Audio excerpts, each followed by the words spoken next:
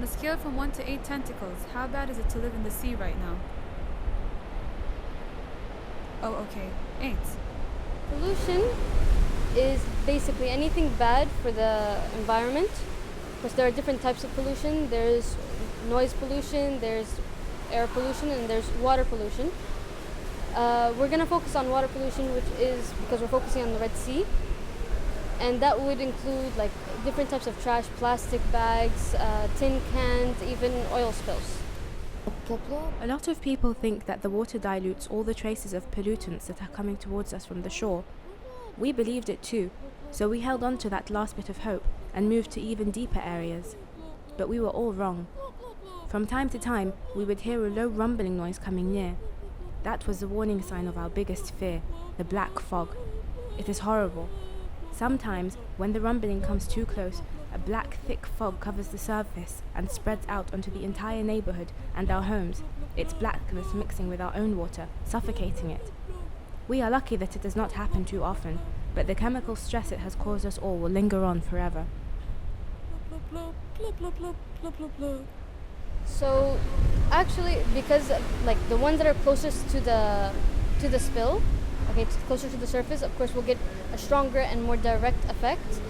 As the oils would go in deeper, it will actually have a more widespread, and it will like spread out into different areas. It'll affect the animals less, but deeper into the water, the animals are further away from sunlight. Further, they don't have algae. They don't have like that much to have a strong.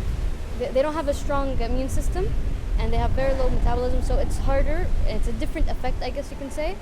It affects them differently, but it does affect them more. About a year ago, I noticed my younger sister acting strange. She started disobeying my parents and wandering out on her own at night. She ignored their warnings about the dangers that lurked behind the other side of our rock. One day, she didn't come back. My parents went looking for her, and I waited hours and hours for them to come back, but they never did. The authorities claim that some chemicals that are used to treat sad people on land are being disposed of here, and they are causing an epidemic of bizarre and unconscious behavior. Of all places, humans decided that our beautiful home's a wasteland. Their ignorance has cost me and my family, and ironically, my happiness. Well, throwing away medical waste in any way or form can affect any type of animal. In the sea, of course, it'll affect many different things, different animals, different species, as any kind of like an oil spill will or whatever. But the medical waste goes a bit further than that. It even goes into like land animals and like, animals that like flying animals, birds mainly. But yeah, it affects any kind of animal if you like throw it away in any in a non-proper way. Any kind of animal can try and take a bite out of it and think it's food or something, and they could be affected by that. They could die from that. They could be mutated by that in so many ways. When I was very young, we lost our home in the estuary so a human can build their own on land. As if we were not feeling threatened enough, my uncle was captured by a group of them on a floating device from the surface when we were looking for some snails for dinner. I tried to warn him when I first saw the glinting sharp thing shooting towards him, but it was too fast. In seconds, he was pulled out of our blue world into a much cooler one. Our ever-clear skies suddenly formed deep crimson clouds that will be forever engraved on my mind. When I thought I'd lost him, I suddenly saw him being submerged back to me. Although he luckily survived the encounter, Uncle Finn is now finless. Well, the friendliness of an animal, or the friendlier looking it is, does affect the way people actually care about an animal.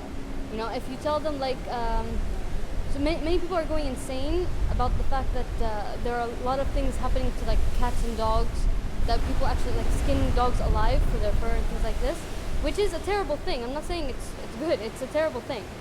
But when they hear something about that, because they love dogs, they care more about that. But when they hear something about like shark finning, they don't really care. Most people actually think like, you know what, so what, let the sharks go extinct. Awareness is actually kind of a hard thing.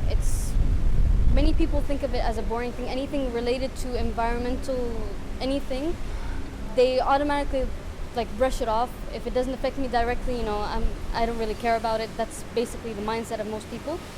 So what, like, I personally, I think we should do, and what we are doing here at Faqih Aquarium is actually trying to raise more awareness in a more fun way, trying to think basically outside of the box to like attach the environmental awareness, any type of environmental awareness, to something more fun, something more like entertaining, something more exciting, just to capture their attention, to actually get the message across.